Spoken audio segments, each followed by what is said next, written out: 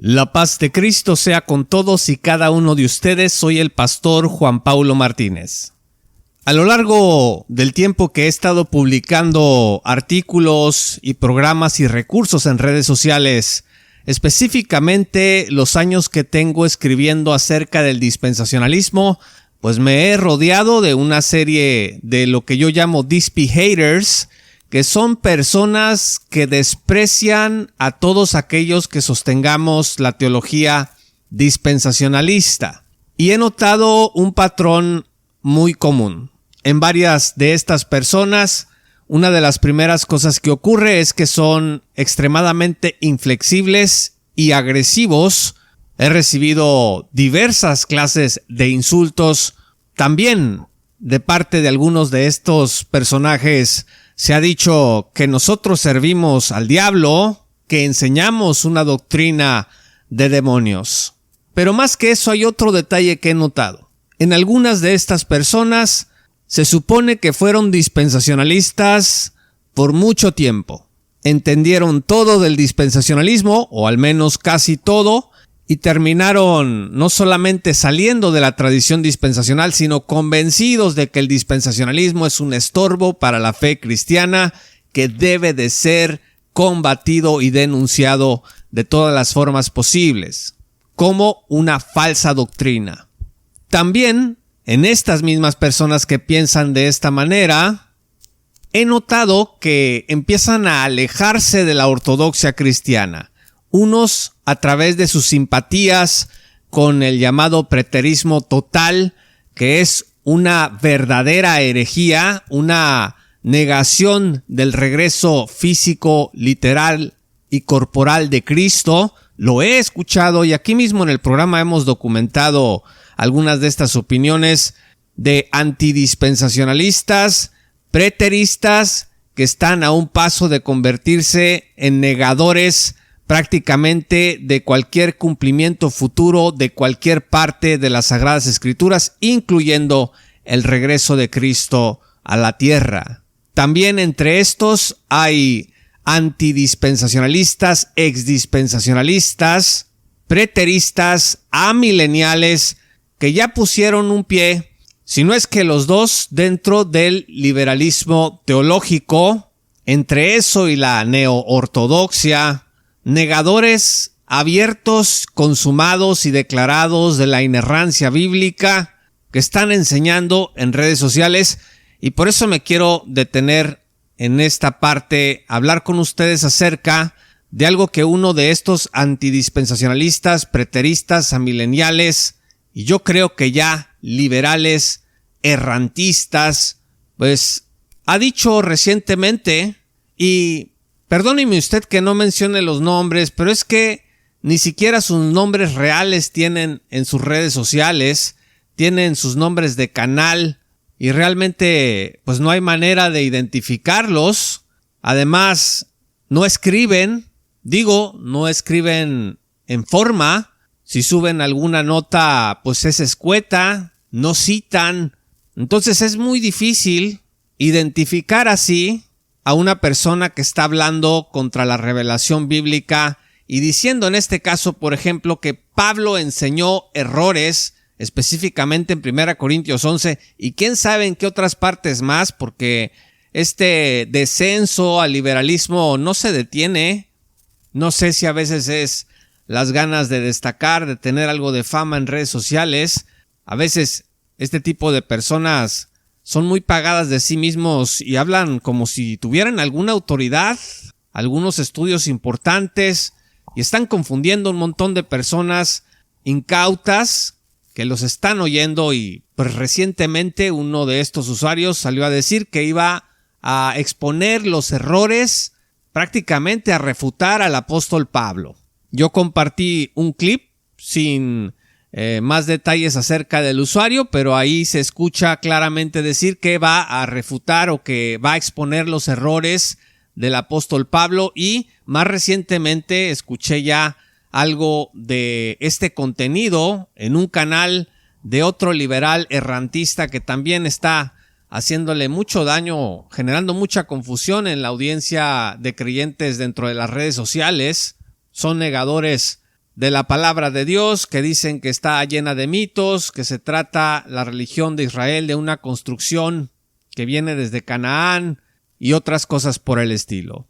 ¿De dónde salieron tantos errantistas liberales? Específicamente en este caso, ¿de dónde nace esta idea de que Pablo enseñó errores en 1 Corintios 11? Pues todo empezó en el 2004, cuando el académico Troy W. Martin publicó un artículo en el Journal of Biblical Literature titulado El argumento de Pablo sobre la naturaleza para el velo en 1 Corintios 11, 13 al 15, un testículo en lugar de una cubierta para la cabeza. Deje de detenerme un momento, escuchó usted bien.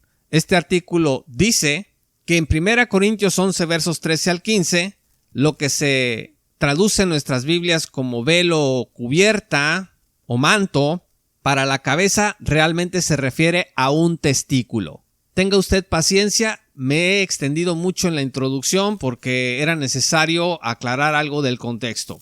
En este documento, el profesor de la Universidad de Chicago, Troy Martin, partió de una palabra en 1 Corintios 11:15, perivolion, esa es la palabra, para concluir que según su uso en la fisionomía grecorromana, lo que Pablo estaba diciendo en el pasaje era que su equivalente funcional, que la mujer no poseía un testículo externo, sino que su equivalente funcional era su cabello largo, y que por ende debía cubrirlo para evitar mostrar su desnudez ante Dios.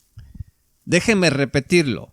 El profesor de la Universidad de Chicago, este erudito Troy Martin, dice que las mujeres no poseen un testículo externo como los hombres, pero el equivalente a un testículo externo en la mujer es su cabello largo. Y por tanto, así como el hombre se cubre sus testículos con una prenda, así también la mujer debe de cubrirse su, entre comillas, testículo en el cabello para no mostrar su desnudez ante Dios. ¿Cómo? Pues con una manta, con un velo.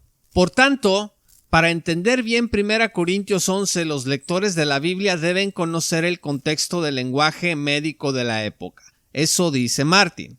Para demostrar su punto, este autor cita a otros autores clásicos y médicos de la antigüedad como Hipócrates, Aristóteles, Eurípides, Aquiles Tacio, entre otros. También incluye referencias a diversos estudiosos, filólogos e historiadores modernos, entre los que destacan dos que quiero mencionar.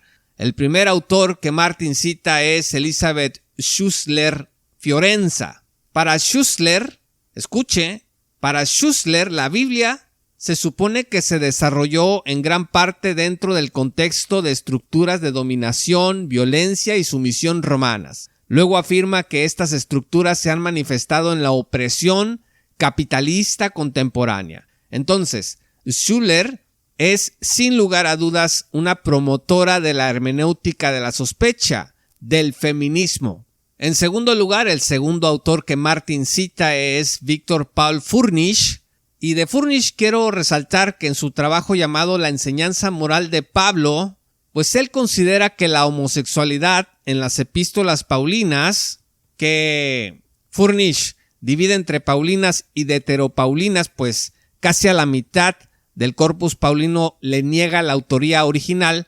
Bueno, pues este autor dice que cuando Pablo habló de la homosexualidad no fue un asunto dogmático, sino que las opiniones del apóstol respondieron a la idea de su época de que la práctica homosexual era mala. Otro autor que revisó el trabajo de Furnish sostiene lo siguiente y estoy de acuerdo con ello. Escuche esto, cito.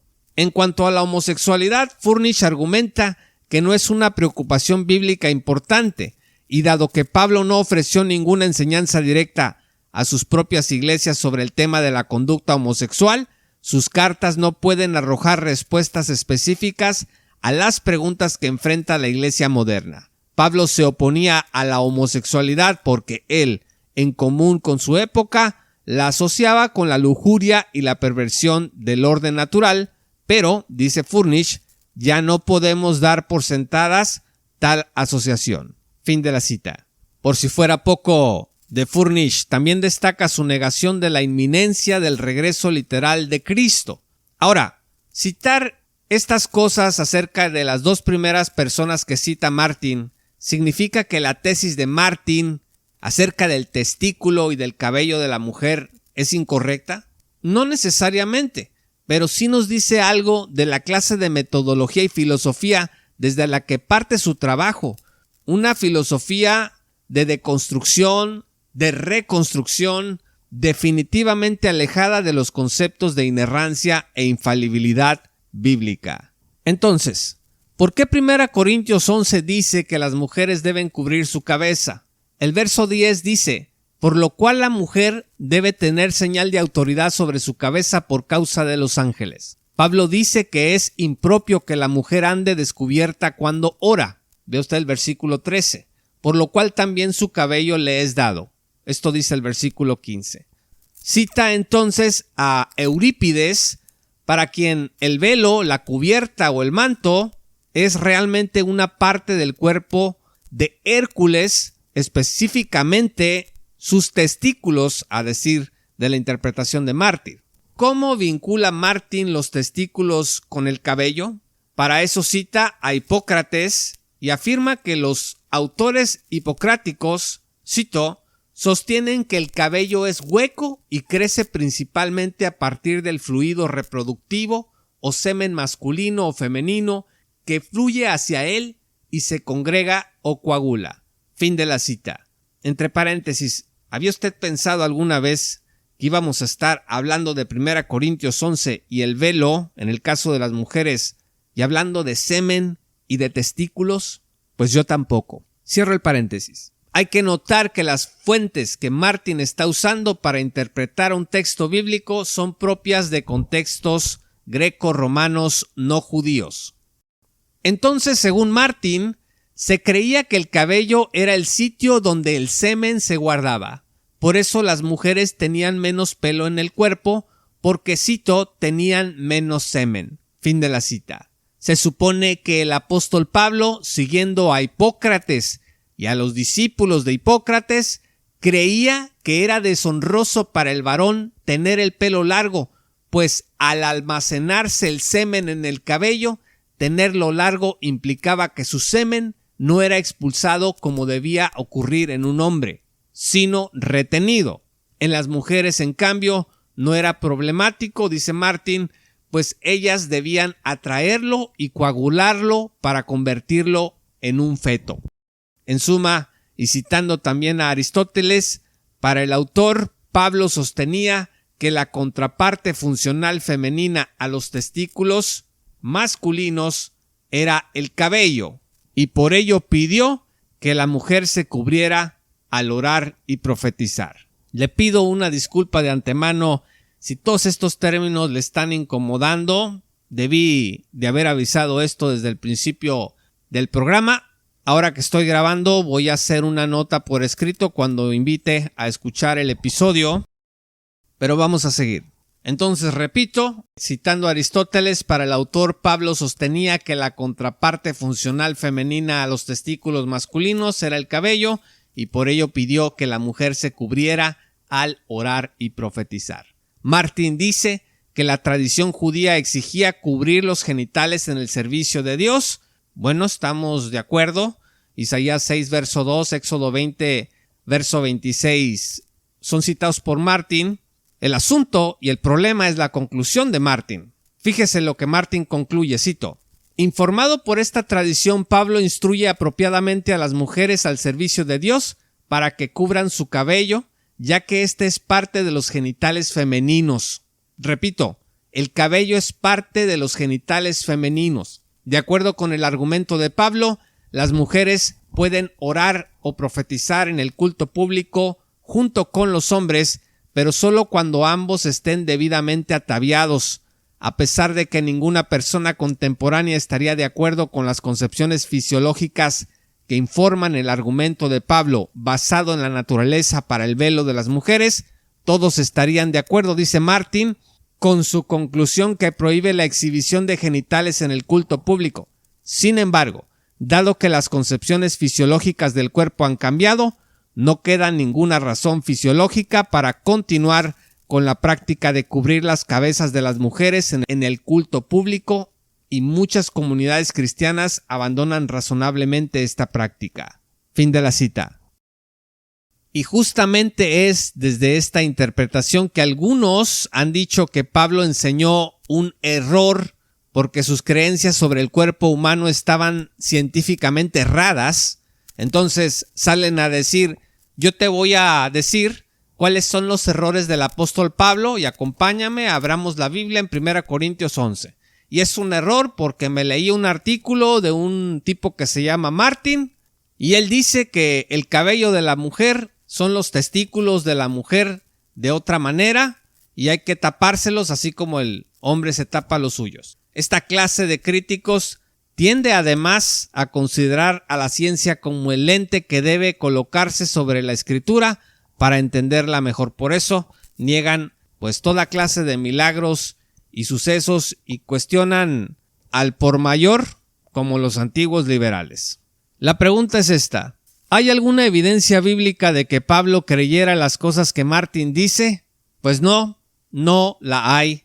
Y sin embargo, ¿cómo es que estas ideas se introdujeron entre algunos creyentes cada vez menos conservadores o ya abiertamente liberales? Hay evidencias de que fue, al menos en parte, a través de la obra de Michael Heiser. Heiser no solo promovió esta idea de Martin, sino que agregó que a la luz de Génesis 6 y 1 Corintios 11:10, cubrirse la cabeza en el caso de las mujeres, escuche usted bien esto que Heiser enseñó, que cubrirse la cabeza en el caso de las mujeres era, en la opinión de Pablo, para evitar la lujuria de los ángeles y que se volviera a repetir la maldad que dio pie al diluvio. De modo que una de las grandes debilidades del planteamiento de Martin es que se sostiene de la interpretación de una sola palabra, períbalo, específicamente en dos autores, Eurípides y Aquiles Tasio, como si no hubiera ninguna evidencia antigua de que el término también se usó para hablar de prendas de vestir. Y yo agregaría que en la mayoría de los casos se habló de prendas de vestir cuando se usó esa palabra. Por ejemplo, la palabra aparece también en Hebreos 1 verso 12 para referirse a un manto o vestido, no a los testículos de nadie. Por otro lado, si acaso lo que Martin dice es verdad, ¿significa que las mujeres podían mostrar sus genitales en todas partes, por ejemplo en el mercado o en las plazas, menos al orar y profetizar? Otra pregunta es: ¿ordenó Dios en alguna parte del Antiguo Testamento a las mujeres cubrirse la cabeza como uso normal de decoro para evitar la indecencia? Pues no lo hizo. Luego, ¿Dios no sabía de esas presentes o futuras, entre comillas, normas de decencia y honor grecorromanas cuando ordenó el voto nazareo a los varones que impedía que se cortaran el cabello? Ve usted Números 6. ¿Acaso Pablo decidió que la cultura de su época era superior a las normas divinas que le enseñaron desde niño y que el pelo largo significaba ahora que el varón no expulsaba su semen como debía hacerlo? Porque esa es la tesis de Martin, que eso es lo que Pablo estaba pensando en 1 Corintios 11. Aquel voto, por cierto, el voto nazareo, no exigía la abstinencia sexual ni el celibato. El pelo largo y la vida sexual activa era un asunto perfectamente normal. Y conviene citar aquí uno de los léxicos griegos más importantes en el mundo, que define la palabra que Martin traduce como testículo, pues como una prenda de vestir. Períbalo, dice el léxico griego-inglés del Nuevo Testamento y otra literatura cristiana temprana, eso por su nombre en español se abrevia como BDAG, pues este diccionario traduce la palabra en cuestión no como testículo en ninguna parte. Dice que se trata de una prenda de vestir que cubre gran parte del cuerpo, cobertura, manta, capa o túnica. Así se define la palabra. Llama la atención que el BDAG cite a Eurípides, al poeta, usando la palabra para referirse a una prenda de vestir, mientras que Martin llega a otra conclusión cuando habla de Hércules. Fíjese bien en esto. Los pies de Jesús fueron secados por los cabellos de una mujer. Si es verdad lo que Martin dice sobre el pensamiento o, entre comillas, error de Pablo en 1 Corintios, ¿qué hacemos con lo dicho en Lucas 7, verso 38? Dice la palabra de Dios: y estando detrás de él, a sus pies, llorando, comenzó a regar con lágrimas sus pies y los enjugaba, dice, con sus cabellos. ¡Ah, caray! Dice que los enjugaba con sus cabellos y besaba sus pies y los ungía con el perfume. Cuando Pablo se enteró de esta historia, muy probablemente de labios del propio Lucas, se habrá escandalizado al saber que los genitales de una mujer fueron frotados en los pies de Cristo y que el Señor no solo lo permitió, sino que lo alabó y puso, por ejemplo, ve usted los versículos 44 al 48. Pablo estaba corrigiendo ese, entre comillas, error de Jesús en 1 Corintios 11, diciendo: mujer, tu cabello son tus genitales, cúbrelos aquí, pero destápalos allá afuera. Michael Heiser, siguiendo a Martin, sugiere que Pablo creía que los ángeles podían ser tentados sexualmente por los genitales, cabellos de las mujeres. Cuando digo genitales, cabellos, no estoy hablando de los genitales de la mujer. Estoy hablando de su cabello, de su pelo. Y esto tiene varios problemas, siendo el principal el tener que pensar que para Pablo los seres angelicales de Dios estaban sujetos a nuestras mismas pasiones. La definición novotestamentaria, sin embargo, es consistente con lo dicho de los ángeles de Dios en el Antiguo Testamento. Miren, Hebreos 1, verso 14 dice que los ángeles son espíritus ministradores enviados para servicio a favor de los que serán herederos de la salvación.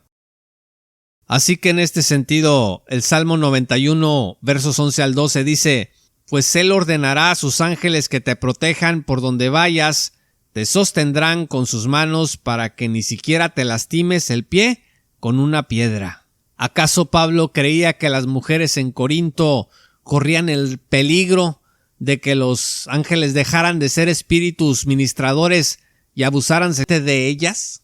Esta clase de disparates resulta de la especulación y de negar que la Biblia es la palabra inspirada, inerrante, suficiente e infalible de Dios, que debe ser interpretada no según el lente de nuestra era, ni vista como una colección de encuentros culturales que dieron forma a diferentes ideas religiosas. Finalmente, la tesis de Martin y de Michael Heiser ha recibido diversas críticas, aún dentro del propio Journal of Biblical Literature. En el 2011, el erudito de Duke University, Mark Goodrick, escribió un artículo titulado «Peribolaio significa testículo en 1 Corintios 11:15». Goodrick cuestiona que Martin haya citado a Eurípides, quien literalmente habló de una bolsa de carne, utilizando dos palabras griegas, no solo una, mientras que Pablo usó solamente peribolaion sin mención de sarx o carne. Goodrick expone que la composición de Eurípides se trata de una metáfora común sobre la indumentaria, es decir, vestiduras de carne, no un saco o bolsa de carne, sino una vestidura de carne o atuendo juvenil de carne, donde el cuerpo es visto como una prenda de vestir. Sobre el mismo pasaje de Eurípides, traducido por Martin como testículos, Goodrick cita a varios autores que tradujeron considerando la metáfora de vestir ya referida. Fíjese lo que Goodrick dice, cito: la metáfora de la vestimenta aparece en todas las traducciones publicadas del pasaje, ninguna de las cuales es citada por Martin. Así, Theodore Alois Buckley, en 1850, traduce, cito: pero cuando adquirí la vestidura juvenil de la carne, ¿qué necesidad hay de relatar los trabajos que soporté? Fin de la cita. Del mismo modo, Robert Browning, en 1875, escribe, cito: pero cuando obtuve el atuendo juvenil de carne, ¿qué necesidad hay de contar los trabajos que soporté? Fin de la cita. Y fin a la cita de Goodrick. Si Pablo hubiera querido hablar de escrotos o de ovarios en 1 Corintios 11, hubiera usado un término como orquis, pero no lo hizo. Goodrick concluye, cito: los interesantes datos médicos de la antigüedad podrían arrojar luz sobre las perspectivas que Pablo y sus lectores compartían respecto al cabello.